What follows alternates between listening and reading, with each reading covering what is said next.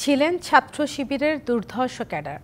অভ্যন্তরীণ বিরোধের জেরে ব্রাশ ফায়ারে হত্যা করেন শিবিরের আরেক ক্যাডার ছোট সাইফুল সহ ৩ জনকে।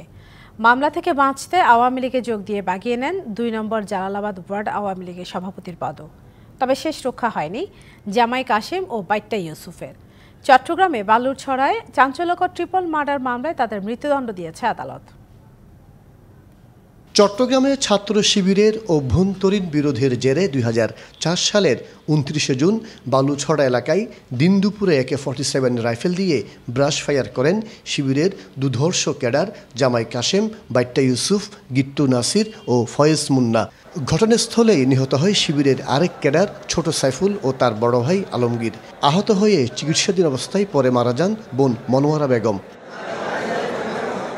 চাঞ্চল্যকর ট্রিপল মার্ডারের পর বায়েজিদ থানায় কাশেম, ইউসুফ, গিট্টু নাসির ও ফয়েজ মুন্নাকে আসামি করে মামলা হয়। তার কয়েক বছর পর র্যাবের সাথে বন্দুক যুদ্ধে নিহত হন নাসির ও মুন্না। ২০০৭ সালে বাকি ২ আসামির বিরুদ্ধে অভিযোগ গঠন করা হয়। ১৩ জনের সাক্ষ্য শেষে আদালত শিবিরের 2 ক্যাডারকে মৃত্যুদণ্ড দেন।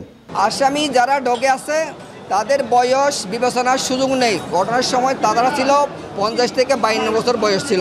এই আসামিদেরকে ৩০২, ১১৪ এবং ৩৪ ধারায় দোষী সাব্যস্ত করে মৃত্যুদণ্ড এবং ২ লক্ষ টাকা অর্থদণ্ড প্রদান করেন। এ রায়ের বিপক্ষে উচ্চ আদালতে আপিল করার কথা জানান আসামি পক্ষের স্বজনরা। সিঙ্গেল 1% ওদের দোষ নাই, আমি কিভাবে মেনে দেবো এটা বলেন? মেনে নেওয়ার জন্য একটা যুক্তি থাকতে হবে যে এটা ওদের সামান্য পরিমাণ ওরা যদি জড়িত থাকতো তাহলে বলতাম যে আমার 1% দোষ আছে ওদের। ২০১০ সালে রাষ্ট্রপক্ষ স্বরাষ্ট্র মন্ত্রণালয়ের একটা অর্ডার আছে যে মামলা বাতিল করার জন্য। এই মামলার বাতিল কার্যকর করার জন্য ২০১৩ সালে এখানে এই কোর্টে দেওয়া হয়েছে, কি বলে যে দরখাস্ত দেওয়া হয়েছে।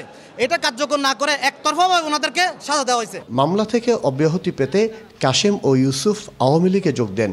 এরপর নিজেদের আওয়ামী লীগের নেতা পরিচয় দিয়ে মামলা প্রত্যাহারের আবেদন করলেও আদালত তা মঞ্জুর করেনি। দুজনেই নির্দোষ, ওরা ব্যবসায়ী মানুষ। মাসুদুল হক, ডিবিসি নিউজ, চট্টগ্রাম।